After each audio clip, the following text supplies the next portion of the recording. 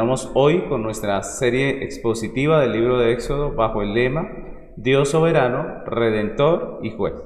Estamos en el sermón número 115 de nuestro estudio titulado La obra del santuario. La obra del santuario. Y vamos a leer en esta ocasión Éxodo 25 del 1 al 8. Éxodo 25 del 1 al 8. Dice la palabra del Señor. Jehová habló a Moisés diciendo: Di a los hijos de Israel que tomen para mí ofrenda de todo varón que la diere de su voluntad. De corazón tomaréis mi ofrenda. Esta es la ofrenda que tomaréis de ellos: oro, plata, cobre, azul púrpura, carmesí, lino fino, pelo de cabras, pieles de carneros teñidas de rojo, pieles de tejones, madera de acacia, aceite para el alumbrado, especias para el aceite de la unción y para el incienso aromático, piedras de ónice y piedras de engaste para el efod y para el pectoral. Y harán un santuario para mí y habitaré en medio de ellos. Entonces, esos son los textos que vamos a estar estudiando en el día de hoy. Recordemos que hemos avanzado por todo este libro de Éxodo, viendo a Dios como soberano, como Señor, como juez, como redentor. Y hemos visto cómo Dios ha libertado a su pueblo, cómo le ha redimido, cómo le ha sacado de las duras tareas que tenía en Egipto, de la esclavitud. Y hemos visto también cómo les ha dado la ley. Allí en el monte Sinaí hemos estudiado todo este tema de la ley. También pasamos a una advertencia que hace Dios antes de que ellos entren a Canaán, antes de que ellos puedan seguir adelante su curso después del Sinaí, donde les dice lo que les espera, donde les llama la atención para que no se dejen llevar por la idolatría de los hijos de Canaán. La semana pasada quedamos en que Moisés subió al monte Sinaí a recibir las tablas de la ley y mandamientos para los hijos de Israel, y hoy vamos a continuar con lo que el Éxodo nos está narrando. A manera de introducción, yo quiero que leamos el versículo 25, el capítulo 25, versículo 1. Dice la palabra: Jehová habló a Moisés diciendo. Entonces lo que viene, ya sabemos que Moisés está allí en el monte con Dios. La pregunta es, ¿qué es lo que habló Dios a Moisés en el monte? ¿Qué es lo que habla Dios a Moisés allí mientras que están en el monte Sinaí? Los versículos que estudiaremos hoy son el comienzo de esas palabras, de todo lo que Dios le dice allí en el monte Sinaí. Todas esas palabras que Dios le habla están registradas allí en el Éxodo y van desde el capítulo 25, versículo 1, hasta el 31, 17, casi 7 capítulos. Y como podemos ver, todas estas palabras que vamos a estar estudiando en estos versículos, a partir de este domingo, pues lo que van a hacer es hablarnos del tabernáculo. Ese es el tema de todo esto que vamos a leer en Éxodo, de lo que Dios le habló a Moisés. El tema principal de lo que van a dialogar es del tabernáculo. Lo que Dios le va a dar a Moisés son especificaciones acerca del tabernáculo, de su fabricación, de sus componentes, de su material, de su elaboración, de todas estas cosas. En estos primeros versículos, pues lo que Dios hace es dar 4 especificaciones importantes a Moisés con respecto a la obra del santuario. Le da 4 especificaciones.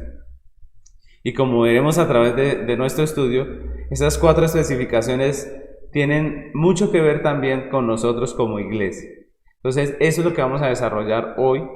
Por eso el título de nuestra predicación en el día de hoy es La obra del santuario. Entonces vamos a hablar acerca de 4 especificaciones que Dios le da a los hijos de Israel, a Moisés específicamente allí en el monte, que él debía comunicar a los hijos de Israel acerca de la obra del santuario. Entonces vamos a comenzar con nuestro primer punto de nuestra enseñanza de hoy. La primera especificación tiene que ver con el propósito de la obra. El propósito de la obra. Ese es el primer punto.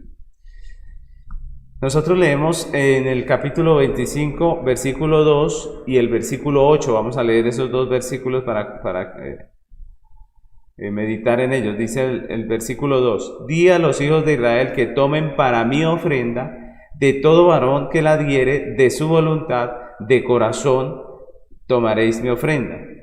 Y luego el versículo 8 dice, harán un santuario para mí y habitaré en medio de ellos. Entonces, estos dos textos son interesantes, mis hermanos, porque en los dos versículos el Señor resalta el propósito del santuario que ellos habían de edificar, ¿no? Entonces Dios les está ordenando que hagan un santuario y aquí le está dando el propósito principal, ¿cierto? ¿Cuál es la razón de ser de ese tabernáculo? ¿Cuál es la razón de ser de esa tienda? En ambos versículos el Señor utiliza una expresión que es bien clara, ¿no? Él dice para mí, y eso es muy importante, porque esas dos palabras para mí nos están diciendo hacia qué va enfocado el diseño del tabernáculo, su hechura, todo lo que tiene que ver con él, ¿no? El propósito del tabernáculo no era Moisés, ¿cierto? El propósito del tabernáculo tampoco era Israel. El propósito del tabernáculo era Dios mismo y la revelación de su evangelio. El texto nos está diciendo claramente que Dios dice, hagan un santuario para mí. El propósito del tabernáculo era Dios, ¿no? El tabernáculo era el lugar donde los hijos de Israel rendían culto a Dios. El propósito del tabernáculo era Dios, su diseño, sus materiales, su mobiliario, el sistema de culto. Todo tenía que ver con glorificar a Dios, con ese fin precioso de glorificar a Dios, de glorificar su santidad, su justicia, su gracia. Y por eso el diseño era suyo. Por eso Dios es el que da el diseño del tabernáculo, porque el propósito era Él mismo. Dios mismo reveló con especificaciones puntuales todo lo referente a su construcción. No hubo ningún detalle que quedara por fuera. Dios reveló todo acerca de su construcción. El tabernáculo estaría en el centro del campamento. Recordemos que esa era la misión, ¿no? Edificar ese tabernáculo y ponerlo en el centro de todo el campamento, y las tribus iban a estar alrededor del tabernáculo. ¿Por qué? Porque ese era el lugar de adoración. Las tribus ordenarían alrededor del tabernáculo sus tiendas, tal cual Dios les había decretado. Entonces, ¿por qué? Uno dice, bueno, ¿por qué en el centro de la tienda, en el centro del campamento estaba la tienda del tabernáculo? Porque el centro de la vida de Israel debía ser Dios. Él es el centro de la vida de su pueblo y por eso tenía que estar allí. Pero también el objetivo del tabernáculo, aparte de glorificar a Dios, uno de los objetivos dice que era para que Él habitara dentro de ellos. El texto que leímos dice que Dios ordenaba poner ese tabernáculo porque Él habitaría en medio de su pueblo. Y eso es muy importante también, porque la pregunta que nos podemos hacer con respecto a esto que Dios está diciendo, que Él va a habitar en medio de su pueblo, es cómo el Dios santo, santo, ¿cierto?, podía habitar en medio de un pueblo que, como nosotros hemos podido constatar a través de todo el estudio de Éxodo, es un pueblo pecador, un pueblo rebelde, ¿cierto? ¿Cómo podía ser que Dios habitara en medio de su pueblo sin que ellos terminaran muriendo, sin que ellos terminaran siendo consumidos por la santidad de Dios? Pues hemos visto que cuando Dios estaba en el Sinaí, ninguno podía tocar el monte porque moría, ¿cierto? Ninguno podía acercarse y tocar el monte porque podía morir. ¿Cómo es que ese Dios todopoderoso, ese Dios santo, va a habitar en medio de las tiendas de los hijos de Israel? Y eso nos lleva a nuestro segundo propósito. En el primero vimos que es glorificar a Dios, pero el segundo nos muestra que el tabernáculo fue un medio por el cual Dios reveló a su pueblo, a Cristo y su evangelio. Porque el tabernáculo nos muestra la manera en que Dios puede habitar en medio del pueblo. Todo el diseño, los materiales, el mobiliario del tabernáculo nos enseñan las doctrinas cardinales del evangelio. Y eso es lo que vamos a estar estudiando a través de todos estos 7 capítulos que les digo que empiezan a partir de este versículo y que vamos a estar desarrollando este año, si Dios nos lo permite. Todo ese mobiliario, todas esas partes del tabernáculo, pues nos vienen a dar unas doctrinas claras acerca del Evangelio que muchas veces, desafortunadamente, son ignoradas por el pueblo de Dios. Así que podemos decir que el tabernáculo tenía dos grandes propósitos. ¿Cuáles eran?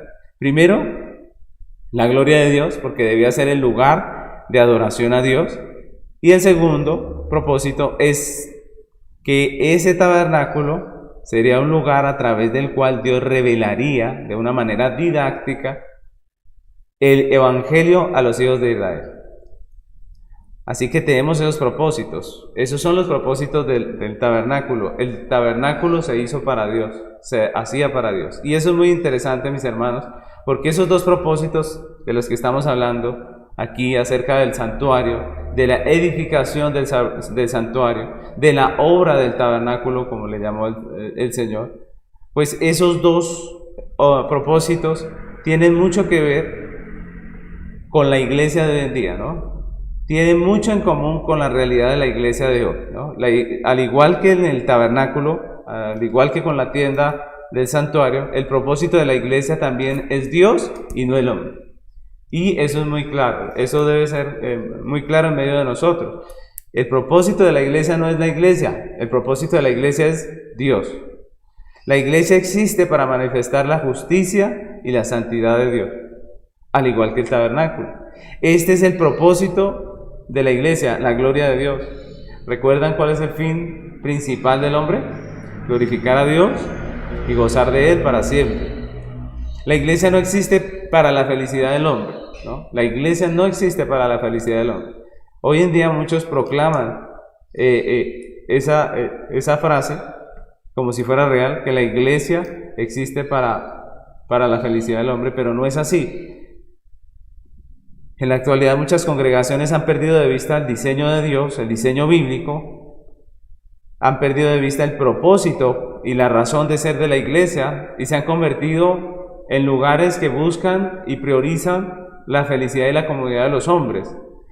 Se han convertido en empresas de entretenimiento y han desplazado el fin principal y más noble de la congregación, que es la gloria de Dios. Como si el fin fuera la felicidad del hombre, ellos cambian la iglesia, cambian el culto, cambian el mensaje de tal manera que sea adecuado o que le guste a cada uno de sus fieles, a las personas que asisten a sus congregaciones. Pero eso es contrario a lo que la Biblia dice, ¿no? La Biblia nos llama a glorificar a Dios. Para eso existe la iglesia. La iglesia de hoy en día vive buscando, como si fuera en una empresa, agradar a su cliente, como si el fin principal de la iglesia fuera la satisfacción humana, como si el objetivo de la predicación fuera hacer felices a los hombres, fuera la realización de los hombres. Pero el propósito de la iglesia es la gloria de Dios, y eso tenemos que recordarlo. Este versículo nos está recordando que Dios ha mandado una obra. Dios ha encargado una obra para su gloria, para sí. Él dice, van a hacer este tabernáculo para mí. También, al igual que con el tabernáculo, el propósito de la iglesia es revelar a Cristo, ¿cierto? Entonces el primer propósito era glorificar a Dios, pero también el segundo propósito era revelar a Cristo y su evangelio. Así que al igual que con el tabernáculo, el propósito de la iglesia es revelar a Cristo. Es la proclamación del evangelio. Recordemos que esa es nuestra gran comisión. Ese es el punto principal de la iglesia de Jesucristo.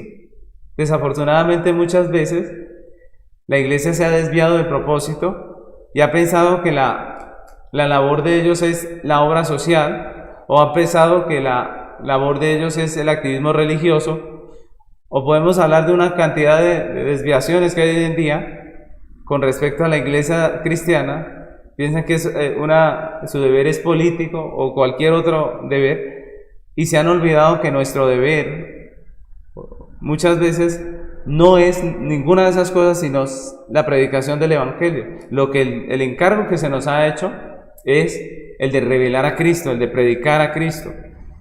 Las armas de nuestra milicia no son carnales, no son la política, no son la obra social, no son la influencia cultural. Las armas de nuestra milicia son espirituales, dice la Biblia. son la proclamación de la predicación, la enseñanza de las Escrituras. La iglesia principalmente es una columna y un baluarte de la verdad, como dice el apóstol Pablo en 1 Timoteo 3, versículo 14. Dice la palabra: esto te escribo aunque tengo la esperanza de ir pronto a verte. Y el 15 dice: para que si tardo sepas cómo debes conducirte en la casa de Dios, que es la iglesia del Dios viviente, columna y baluarte de la verdad. Esa es la consigna de la iglesia. Somos columna y baluarte de la verdad. Ese es el propósito del fin. Glorificar a Dios y proclamar su evangelio. Ese es el propósito de la iglesia. La iglesia es de Cristo, vive por Cristo y existe para Cristo. Somos el pueblo de Cristo. Somos los creyentes, los cristianos, el pueblo de Cristo. Esa es nuestra razón de ser. Si perdemos de vista ese propósito, pues no estamos siendo lo que deberíamos, no estamos haciendo lo que deberíamos, estamos desviándonos de nuestra razón, de nuestra encomienda, de nuestra comisión. Por eso esta primera parte es muy importante. ¿Cuál era el objetivo? ¿Cuál era la razón de ser del tabernáculo? Dios y su obra, Dios su revelación, Dios la revelación del Evangelio de Jesucristo, la revelación del Mesías, del Salvador. Lo segundo que vemos aquí en este texto que estamos hoy estudiando es el responsable de la obra. Entonces ya hablamos del objetivo de la obra, ahora vamos a hablar del responsable de la obra. ¿Quién es ese responsable de la obra? ¿A quién dejó Dios como un responsable de la obra? Pues el texto dice en el versículo 1, 2 y 3, dice la palabra del Señor. Éxodo 25, 1 al 3 dice: Jehová habló a Moisés diciendo: di a los hijos de Israel que tomen para mí ofrenda de todo varón que la diere de su voluntad, de corazón tomaréis mi ofrenda. Esta es la ofrenda que tomaréis de ellos: oro, plata, cobre, y la lista sigue de ahí en adelante. Pero quiero enfocarme en estos 3 versículos. ¿Por qué, mis hermanos? Porque Dios habló con Moisés en el monte Sinaí y le dio la responsabilidad de dirigir y elaborar el tabernáculo. ¿Con quién está hablando Dios? Recordemos, solamente con Moisés. Él es el que está recibiendo el mandato, porque Él es el encargado de ir y no solamente decir y hablar con los hijos de Israel lo que Dios había mandado, sino que Él era el encargado de dirigir todo eso. Ahora, ¿qué significa eso? ¿Qué significa que Moisés fuera el encargado? ¿Qué significa que Dios haya hablado con él en el monte? ¿Qué significa que él haya sido el receptor del mensaje, de la orden de Dios? ¿Acaso eso significa que Moisés es el encargado de hacer toda la obra? ¿Eso significa que solo Moisés debe elaborar ese tabernáculo, que es solamente el trabajo de él? Estos versículos nos muestran que la responsabilidad que Dios le dio a Moisés implicaba 3 cosas. Yo quiero que reflexionemos en eso, porque es importante para nuestra comprensión de lo que es la iglesia. La responsabilidad de Moisés implicaba primero ser el mensajero. Miren lo que abarca la responsabilidad de este hombre. Primero era ser el mensajero, porque Moisés debía comunicar a Israel las órdenes de Dios referentes al tabernáculo. Dios le dice: di a los hijos de Israel. Así que él iba a ser mensajero. Recordemos que solo Moisés está en el monte y que al finalizar su tiempo en el monte allí, después de que Dios le hablara, ¿cuál era la encomienda? Él tenía que descender del monte y comunicar al pueblo la voluntad de Dios. Entonces, primero es mensajero, pero segundo también, otra de las responsabilidades de Moisés era ser el administrador, porque él debía tomar los materiales de los hijos de Israel, esos materiales que ellos iban a traer como ofrenda. Recordemos que Dios le dice: tomarás la ofrenda de los hijos de Israel. Era Moisés el encargado de tomar esa ofrenda y darlo a los encargados de la labor, de cada una de las labores del tabernáculo. Recordemos que habían diferentes materiales que deberían ser manipulados por diferentes personas que estaban especializadas en cada arte. Moisés tenía que administrar esa gestión para que todo saliera bien. Y también tenía la responsabilidad de ser el director. Recordemos que fue Moisés a quien se le mostró el diseño del tabernáculo. Él era quien tenía los planos. Era su deber dirigir la construcción conforme al diseño. Recuerdan que Dios especifica y habla específicamente de que hay un diseño que Él le va a mostrar en el monte y que tiene que hacerse así. Pues Moisés era el encargado de hacer que todo esto transcurriera de la manera correcta y que el fin fuera un santuario conforme a lo que Dios había mostrado. Así que Él era el director en medio de todo esto. Así que vemos tres cosas que Dios le está encargando allí. Y al igual que la iglesia en el desierto, nosotros podemos decir que Dios sigue siendo el mismo, que Dios no cambia y que Dios sigue haciendo las cosas de la misma manera, en el sentido de que Dios también en la iglesia de hoy ha puesto hombres frente de la obra y les ha dado autoridad, les ha dado una responsabilidad, un encargo sobre la obra del Señor. Y los ha responsabilizado de la obra prácticamente como a Moisés. Les ha dicho, les da una encomienda y los pone como responsables. Dios ha puesto presbíteros y pastores en las iglesias locales que tienen una responsabilidad similar. Nosotros vemos que a través de toda la obra de redención, de todo el tiempo de la historia de redención, vemos que Dios ha puesto personas allí a liderar. Recordemos que hace unos días trabajamos el tema del gobierno y vimos acerca de los ancianos y los pastores. Es decir, Dios sigue trabajando de la misma manera y ellos también son encargados de hacer esa labor. No son encargados de toda la obra, ojo, porque eso es lo que el texto nos está mostrando, nos está especificando. La labor de Moisés no era hacer la obra él solo. La labor de los encargados del Señor hoy en día, de los pastores, de los ancianos, de los diáconos, de las personas que sirven en la iglesia, no es hacer toda la obra. La obra no es de ellos solamente, porque muchas veces se ha pensado de esa manera. Al igual que Moisés, han sido puestos también para ser mensajeros de Dios, para comunicar esa verdad a la iglesia del Señor, la palabra de Dios, pero también han sido puestos allí para administrar, para preparar a la iglesia para la obra del ministerio. Y eso es importante, se les ha puesto a dirigir el rebaño.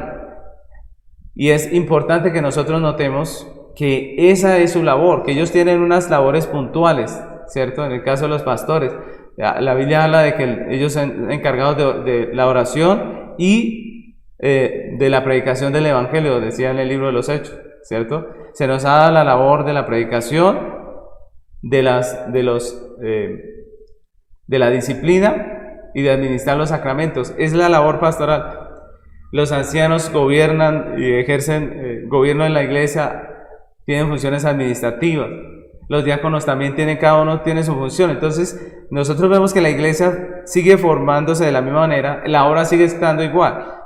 Pero nosotros debemos tener cuidado de no pensar que solamente aquellos que han sido puestos allí tienen responsabilidad frente a la obra. Porque muchas iglesias locales recargan la responsabilidad de la obra en el pastor únicamente, como si él fuera el responsable de hacerlo todo. Y no es esa la responsabilidad del pastor. Él tiene unas responsabilidades específicas, pero la labor no es hacerlo todo, ¿cierto? Él tiene unas responsabilidades específicas que Dios le ha dado y que están allí escritas en la Biblia, pero no le ha dado el deber de hacerlo todo. Eso, cuando nosotros hacemos eso, dejar toda la responsabilidad en el pastor o en el liderazgo, pues eso no hace justicia a lo que Dios ha descrito, a lo que Dios ha enseñado, ha revelado en el diseño bíblico. Porque la Biblia nos muestra que toda la iglesia estamos involucrados en la obra del Señor. Así que este punto es importante porque nos habla de una persona encargada, pero que no es la que hace todo, sino que tiene unas funciones específicas. El capítulo 4 del libro de Efesios, de la carta a los Efesios, versículo 11, vamos a leerla hasta el versículo 16, miren lo que dice. Y él mismo constituyó a unos apóstoles, a otros profetas, a otros evangelistas, a otros pastores y maestros, a fin de perfeccionar a los santos para la obra del ministerio, para la edificación del cuerpo de Cristo, hasta que todos lleguemos a la unidad de la fe y del conocimiento del Hijo de Dios, a un varón perfecto a la medida de la estatura de la plenitud de Cristo, para que ya no seamos niños fluctuantes llevados por doquiera de todo viento de doctrina, por estratagema de hombres, que para enseñar emplean con astucia las artimañas del error, sino que siguiendo la verdad en amor, crezcamos en todo, en aquel que es cabeza, esto es, Cristo, de quien todo el cuerpo, bien concertado y unido entre sí por todas las coyunturas que se ayudan mutuamente según la actividad propia de cada miembro, recibe su crecimiento para ir edificándose en amor. Entonces notemos que los ministros han sido puestos no para hacer toda la obra del ministerio, no, sino para preparar a los santos para la obra del ministerio. Y a mí me parece maravilloso este texto porque nos recuerda que somos un cuerpo donde la cabeza, como vimos hace unos días en nuestro estudio que hablamos acerca del gobierno de la iglesia, vimos que la cabeza es Cristo.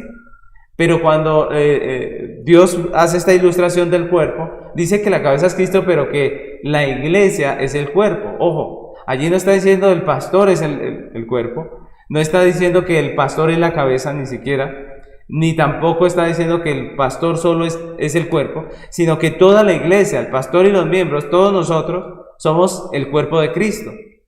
Es decir, la iglesia no es la obra del pastor, de los ancianos y los diáconos. La iglesia es la obra de Dios en la cual estamos involucrados todos. Y por eso ese segundo punto es importante. Entonces el primer punto nos habla de un propósito de la obra que es Dios, pero el segundo punto nos muestra que hay un encargado, que hay unas personas encargadas de la obra que son los pastores, los oficiales, los ancianos, las personas que Dios pone allí como encargado. Y viene un tercer punto. ¿Cuál es el tercer punto que nos muestra este texto? Este texto nos muestra como tercer punto lo necesario para la obra. Entonces, hay algunas cosas que son necesarias para la obra, ¿cierto? En este caso, en el tabernáculo, era la construcción de una tienda. Recordemos que Dios manda hacer una tienda portátil porque ellos están en el desierto.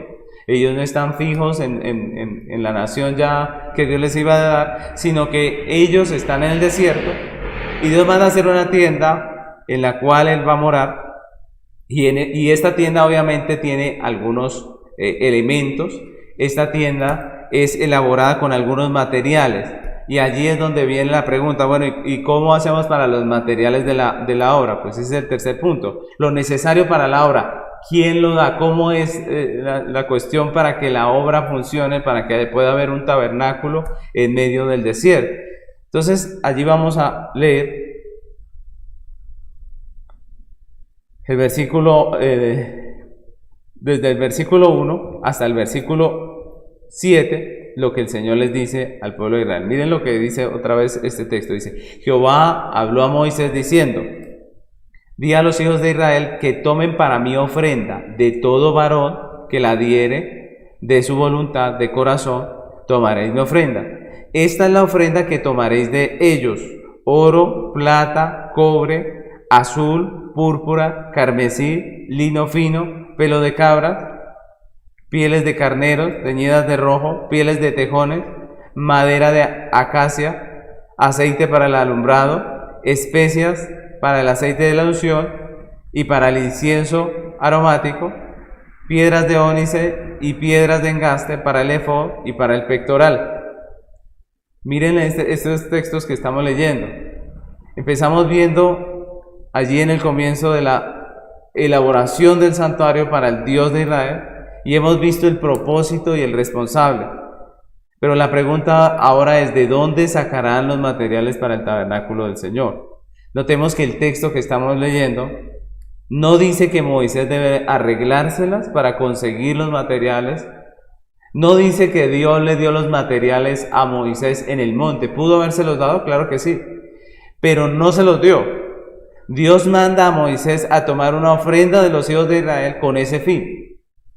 Y les demanda de su pueblo, de lo que ellos tenían, 14 componentes y materiales, todos de gran valor. Si nosotros leemos la lista que acabamos de ver allí en Éxodo, nos damos cuenta que todos son materiales de gran valor. Y cualquiera se podía preguntar por qué Dios le pide a un pueblo de esclavos que recién son liberados que vagan por el desierto, ¿cómo es que Dios les pide materiales tan costosos a este pueblo? ¿Por qué Dios le pide oro, plata, piedras preciosas a estas personas? La respuesta es sencilla, mis hermanos. ¿Cuál es la respuesta? Pues porque el Señor mismo les había dado estos materiales y tenían ese fin. Y eso es muy importante. Yo quiero que recordemos que cuando los hijos de Israel salieron de Egipto, Dios le dio gracia a los hijos de Israel para que los egipcios les dieran su riqueza. Recuerdan que lo estudiamos cuando estábamos allí trabajando el texto del capítulo 12 de Éxodo. Estudiamos cómo cuando ellos salen de Egipto, los hijos de Israel salen de Egipto, Dios da gracia a ellos de tal manera que los egipcios terminan dándole su riqueza. Dice en Éxodo capítulo 12, versículo 35, dice la palabra: e hicieron los hijos de Israel conforme al mandamiento de Moisés, pidiendo de los egipcios alhajas de plata y oro y vestidos. Y Jehová dio gracia al pueblo delante de los egipcios, y les dieron cuanto pedían. Así despojaron a los egipcios. Entonces miren ese texto que ya habíamos estudiado anteriormente, lo que está diciendo. Cuando uno lee este versículo, cuando hicimos el estudio, ¿recuerdan? Se nos venía la pregunta: si Dios los iba a sacar al desierto durante 40 años, ¿para qué necesitaban ellos semejante botín? ¿Cierto? ¿Para qué necesitaban ellos semejante tesoro? Ellos salieron con las riquezas de Egipto, con mucho oro, plata, piedras preciosas, vestidos, alhajas. Recordemos que esa vez cuando estudiamos el capítulo 12, vimos que este era el pago justo por su trabajo, ¿recuerdan? Vimos dos cosas. Primero, que ese era el pago justo por su trabajo, que ellos habían desempeñado durante tanto tiempo, que Faraón no les había pagado. Pero también vimos que Dios les entregó ese tesoro porque lo necesitaban en el desierto para la construcción del tabernáculo. No lo necesitaban para comprar cosas porque en el desierto no hay mucho comercio, pero lo necesitaban para la obra del tabernáculo. Dios ya tenía todo esto destinado y vemos allí la providencia de Dios, del Dios santo, del Dios perfecto, que Él sabe cómo van a transcurrir las cosas, porque Él las ha decretado, y por eso ha dado un tesoro a su pueblo que Él va a pedir en este punto del Éxodo.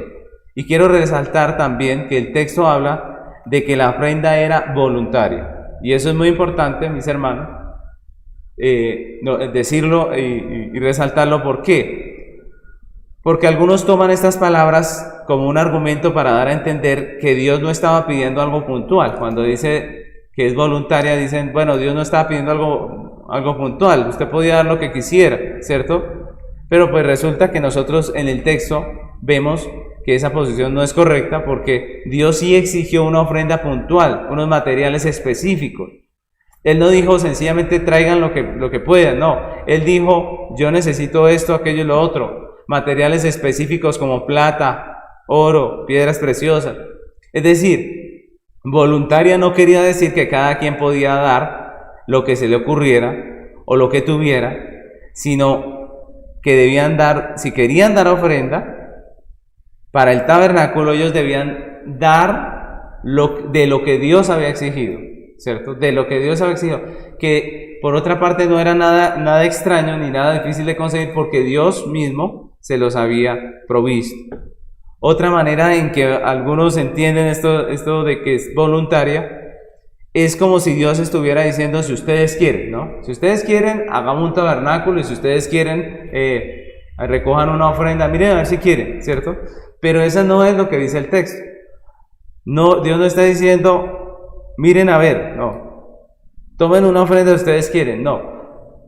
Nosotros cuando vamos al texto y entendemos el contexto de lo que estamos hablando, debemos recordar que lo que Moisés estaba recibiendo en el Sinaí eran mandamientos, ¿cierto? Para los hijos de Israel. Así que tomar la ofrenda para el tabernáculo era una orden y no era una sugerencia. Se debía hacer el tabernáculo y se debía tomar la ofrenda. Si hubiese sido una sugerencia, imagínense si el pueblo hubiera dicho, pues no queremos dar nada, entonces no habría tabernáculo y no habría tienda y no habría nada. Pero recordemos que es Dios el que está hablando, es Dios el Señor, que ya se presentó como el Señor, que es el Rey que es el conquistador que hizo un pacto con su pueblo. Y cuando nosotros vemos este texto, lo que Dios está diciendo es: hagan una ofrenda y punto. Es decir, esto es un mandamiento. Cuando el texto dice que de voluntad, está resaltando el hecho de que cada uno podía traer de corazón lo que Dios había mandado, de su corazón. Y eso es muy importante. ¿Por qué, mis hermanos? Porque cuando hablamos de voluntad y del corazón, para hacer cualquier cosa, no solamente para la ofrenda, estamos hablando de los afectos, de lo que uno quiere, de lo que uno desea, de lo que uno anhela, de lo que hay en el corazón, ¿cierto? Entonces todos debían dar la ofrenda que Dios ordenó, pero cada uno debía darlo con la alegría, porque salía ¿de dónde? De su corazón. Es decir, el pueblo de Dios debía dar su ofrenda porque tenía en su corazón darla, porque era de su voluntad darla, porque lo anhelaba, porque lo deseaba.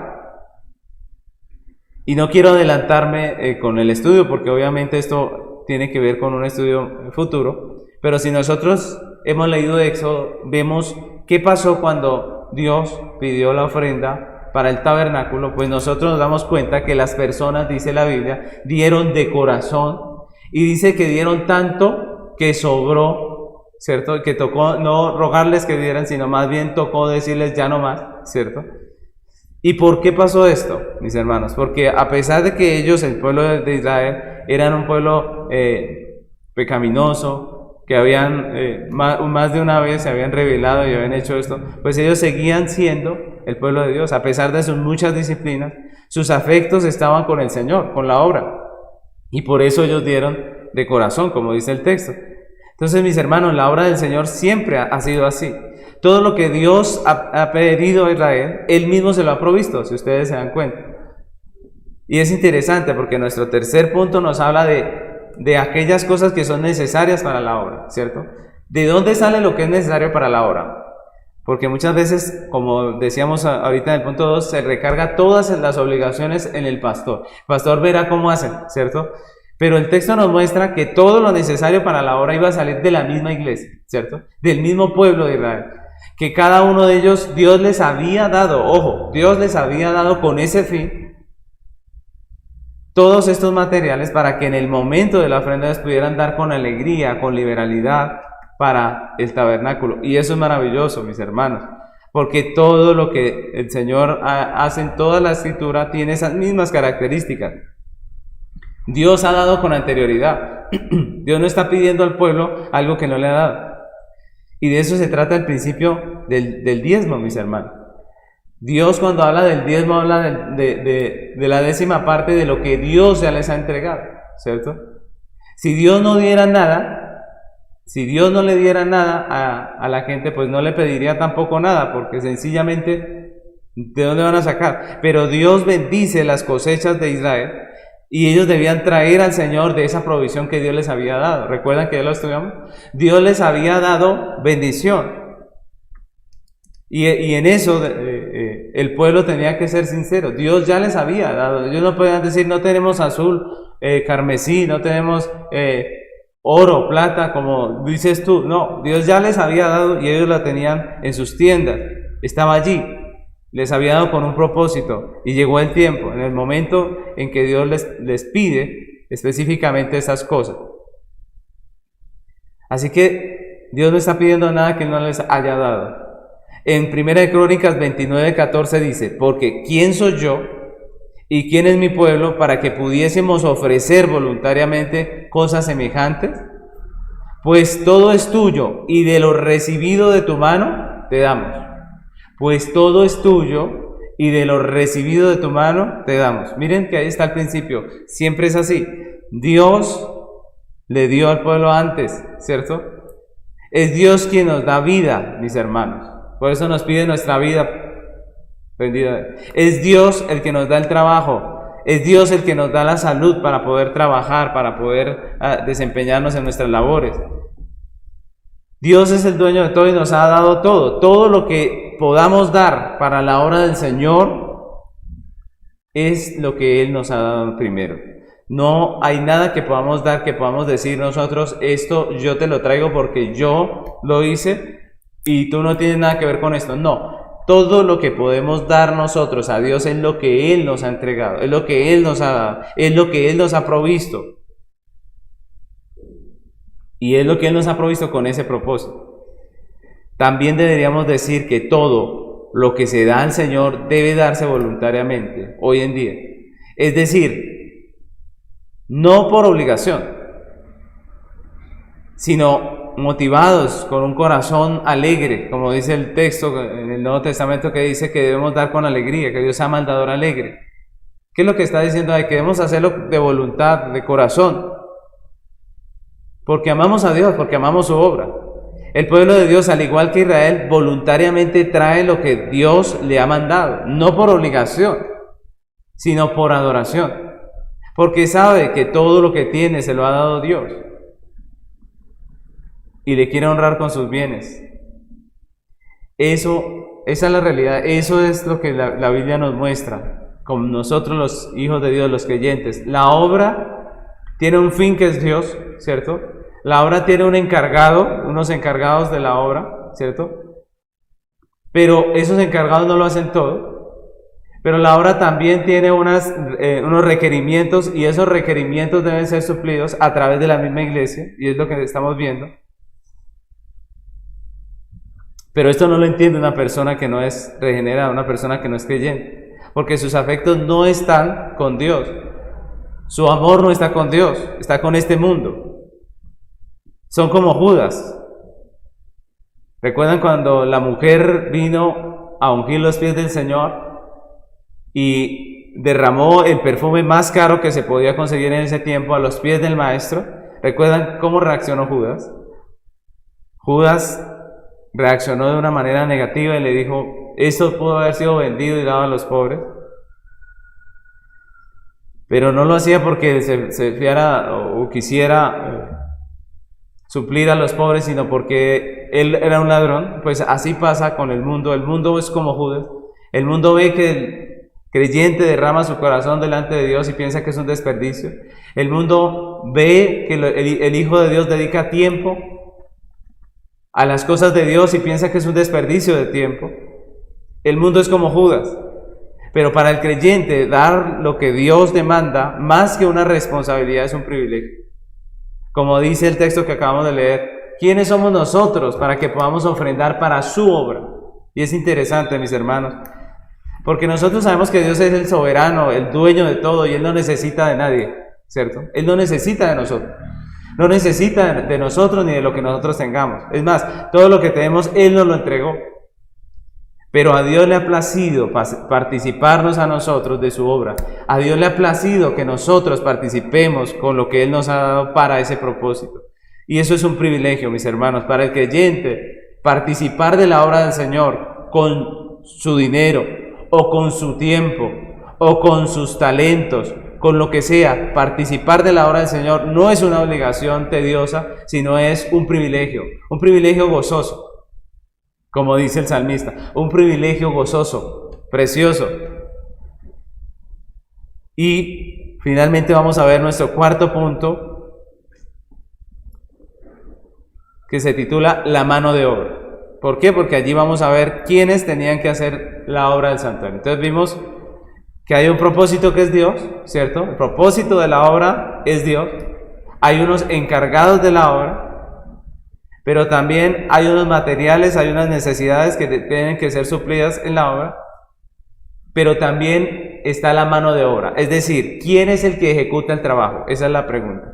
¿Quién sería el encargado de hacer la obra? Pues nosotros leemos en el versículo 8, Éxodo 25, 8, que dice: y harán un santuario para mí y habitaré en medio de ellos. Y harán un santuario para mí y habitaré en medio de ellos. La orden de Dios en este texto es muy clara. Dice harán, ¿cierto? Harán un santuario. ¿Quiénes? ¿De quiénes está hablando el Señor? De los hijos de Israel. Como vemos más adelante, Dios había dotado a hombres y a mujeres de este pueblo para este momento. Y eso es muy interesante, porque ellos aprendieron diferentes labores en Egipto. Ellos habían sido dotados con talentos por Dios, y este era el momento en que Dios lo iba a usar para su obra. Nuevamente tenemos que decir aquí que Dios no le está pidiendo nada a los hijos de Israel que no les haya dado.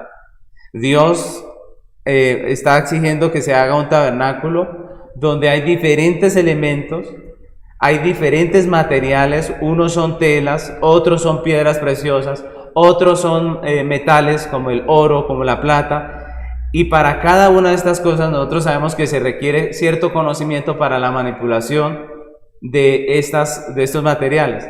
Pues Dios ya les había dado a los hijos de Israel entendimiento y sabiduría en muchos de esos artes, para que aquí, en medio del desierto, Dios mandara a hacer su tabernáculo y pudiera ser hecho a la perfección como Él lo había mandado.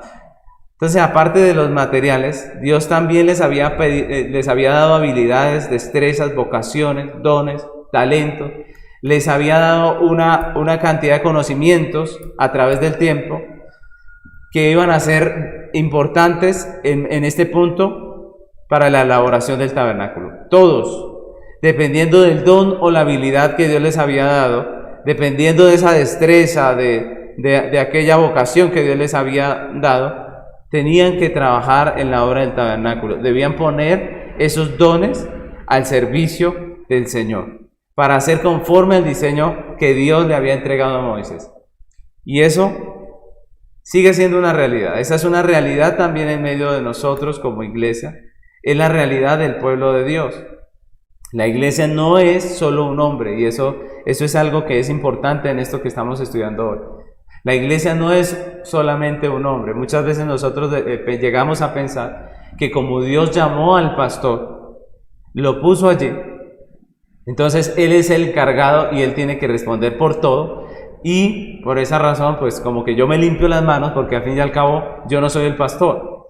Pero resulta que aquí vemos que toda la obra del santuario tiene que ver con todos nosotros, que el cuerpo de Cristo somos todos nosotros, que la casa de Dios somos todos nosotros, que la Biblia dice que somos piedras del edificio que es la iglesia, pero cada uno de nosotros es una piedra, ¿cierto? Es decir, nosotros no estamos simplemente de espectadores, nosotros no estamos como cuando uno va a un evento y se sienta para disfrutar de la obra que están haciendo allí los representantes, los que están representando papeles, los que están haciendo alguna actuación o algún evento, sino que nosotros somos parte de la iglesia. Nosotros no estamos sentados como espectadores nada más, disfrutando del evento, sino que nosotros somos parte de la obra, parte del proceso, parte del procedimiento. Nosotros somos parte activa dentro de la congregación, y eso es muy importante. La iglesia no es solamente un hombre, ni unos hombres, el pastor, los que están dirigiendo allá, los ancianos, los diáconos, no, todos nosotros somos parte de ella, y a cada uno Dios le ha dotado con dones, a cada uno Dios nos ha dado lo nuestro para poder desempeñar la obra del ministerio. Entonces Dios a cada uno le dio lo suyo para trabajar, para hacer en la obra del Señor, en la iglesia. Primera a los Corintios capítulo 12 versículo 11 y 12 dice: pero todas estas cosas las hace uno y el mismo Espíritu, repartiendo a cada uno en particular como Él quiere. Porque así como el cuerpo es uno y tiene muchos miembros, pero todos los miembros del cuerpo, siendo muchos, son un solo cuerpo, así también Cristo. Entonces miren lo que dice el texto. Primero dice que todas estas cosas las hace uno y el mismo Espíritu. Es decir, ¿quién está haciendo todo esto que nosotros vemos en la iglesia de Cristo? Es el Espíritu Santo, que repartió a cada uno según su voluntad, ¿cierto? Entonces unos dicen, yo quería hacer esto o aquello, pero no es lo que yo quería, es lo que Dios nos ha dado, ¿cierto? La pregunta es, ¿qué nos ha dado Dios?, ¿cierto? Nosotros no debemos estar anhelando el lugar de otro, no debemos estar suspirando por las cosas de otros, sino que nosotros debemos pensar es cómo Dios, qué nos repartió a nosotros Dios, qué nos ha dado Dios a nosotros, repartiendo a cada uno en particular como Él quiere. Cada uno de nosotros tenemos algo dado por Dios para la obra, porque así como el cuerpo es uno cuerpo y tiene muchos miembros. Miren la comparación de nuevo del cuerpo. Aquí dice que somos el cuerpo, pero me parece interesante lo que el apóstol Pablo dice en este texto, porque él dice que nosotros somos como los miembros del cuerpo. Es decir, cada uno tiene una función. Nosotros sabemos que en el cuerpo, cada parte de nuestro cuerpo tiene una función. Cada uno desempeña un oficio para que nosotros podamos levantarnos hoy de nuestra cama y pudiésemos venir aquí al culto hoy a celebrar, para que nosotros podamos estar aquí sentados leyendo la Biblia y escuchando el mensaje. Pues muchos de nuestros miembros están participando de ello, ¿cierto? Están participando las manos, los oídos, la vista, está participando nuestros pies, está participando todo el cuerpo. Cada miembro tiene una función. Y todos están trabajando en pro de una sola cosa, de lo mismo, ¿cierto? Y es eso lo que nos está mostrando. Esa es la ilustración que usa el apóstol Pablo. Dice, pero todos los miembros del cuerpo, siendo muchos, son un solo cuerpo. Y eso es lo que está transmitiendo el mensaje. Que nosotros somos miembros, que a cada uno nos ha dado Dios diferentes dones, talentos y cosas que ha puesto Dios para su obra. Y que es el trabajo conjunto nuestro, lo que es la iglesia. Nosotros como iglesia somos ese cuerpo que trabaja juntos para lograr aquello que Dios nos ha mandado. Lo mismo que en el tabernáculo. Cada quien tenía un don, cada quien tenía algo que Dios le había mostrado, le había enseñado a través del tiempo. Cada uno Dios le había dado una vocación, un talento, y en el momento de la obra cada uno lo iba a ejercer. Y el fin de todo esto, de que cada uno trabajara en los suyos, ¿cuál sería? Que la obra del tabernáculo sería hecha conforme a la voluntad de Dios. Entonces Dios nos ha entregado muchas cosas, talentos, habilidades, destrezas, etc. Todo ello con un fin. ¿Cuál es? La obra del Señor. La pregunta es, ¿qué te ha dado el Señor? ¿Qué ha puesto Dios en tus manos? ¿Qué nos ha dado a nosotros? ¿Cómo estamos poniendo eso que Dios nos ha dado al servicio de la obra? ¿Cómo estamos poniendo esa parte nuestra al servicio de la obra? Romanos 12:6. Vamos a leer hasta el 9, dice la palabra. De manera que, teniendo diferentes dones, según la gracia que nos es dada, si el de profecía úsese conforme a la medida de la fe, o si el de servicio en servir, o el que enseña en enseñanza, el que exhorta en exhortación, el que reparte con liberalidad, el que preside con solicitud, el que hace misericordia con alegría. El amor se hace sin fingimiento, aborrecer lo malo, seguir lo bueno. Aquí Pablo nos hace otra lista de muchas cosas que Dios nos ha dado. Y me gusta porque aquí nos habla de muchas cosas. Muchas veces nosotros pensamos que el servicio a Dios es, por ejemplo, venir a la iglesia y cantar. O es, por ejemplo, venir a la iglesia y participar de alguna de las cosas que se hacen en la ceremonia. Sin embargo, lo que nos muestra el texto es que Dios nos ha dado diferentes maneras de servir. Por ejemplo, el texto dice que si Dios nos ha dado el don de servicio, ¿cierto? Sirvamos. Si nos ha dado el don de la enseñanza, pues enseñemos. El de exhortar, la palabra exhortar es animar, pues animemos. Hermanos, nosotros servimos en la iglesia del Señor de muchas maneras. A veces un hermano está desanimado. Llamarlo y animarlo en el Señor es parte de la obra nuestra, es nuestro servicio. El que exhorta en exhortación, el que reparte con liberalidad, el que reparte, el que ayuda, el que preside con solicitud, el que hace misericordia. Mire, todas estas son cosas que hacemos para la gloria de Dios y para el servicio al Señor. Dice que lo haga con alegría. Es decir, hay diferentes dones, hay diferentes talentos, hay diferentes cosas que Dios nos ha puesto. No todo el mundo enseña, no todo el mundo tiene la facilidad de preparar un sermón, no todo el mundo tiene la facilidad de preparar una enseñanza, pero cada uno de nosotros Dios nos ha dado. Hay hombres que tienen dones para enseñar, muchas veces en la iglesia, pero son flojos para estudiar, y eso es triste, mis hermanos, porque si Dios nos ha llamado como hombres a enseñar, pues nosotros deberíamos tomar esa bandera que Dios nos ha dado de la enseñanza y hacerlo. Si Dios nos ha dado la facilidad de hacerlo, pues nosotros debemos desempeñar ese don que Dios nos ha puesto. A veces limitamos la obra del Señor a lo que se hace el domingo en el culto y eso es equivocado. Todos nosotros entre semana podemos evangelizar. Todos nosotros podemos hablar de nuestra fe, compartirla con la persona que trabaja con nosotros. a través de las redes sociales, a través de los medios que Dios nos ha provisto, todos nosotros podemos hacer el trabajo del Evangelio, de enseñar, de predicar, de compartir nuestra fe, de animar a un hermano, de sostener al que está en una situación difícil. Todos nosotros podemos servir en la obra del Señor. Nosotros como iglesia estamos motivando a aquellos que están ahorita en el Instituto Bíblico a que escriban, mis hermanos, porque muchas veces aprendemos teología y no la usamos. Es importante que nosotros aprovechemos lo que Dios nos ha dado. Si nos permite estudiar el instituto, que sea para que nosotros enseñemos, que sea para que nosotros compartamos lo que Dios nos ha dado. Qué bueno que usted aprenda a escribir frases teológicas que ayuden, que enseñen, que animen, que nos confirmen, que nos recuerden nuestras responsabilidades. Qué bueno que usted comparta por sus redes sociales un buen escrito bíblico, ¿cierto? Una buena reflexión bíblica, mis hermanos. Nosotros tenemos que utilizar lo que Dios nos ha dado.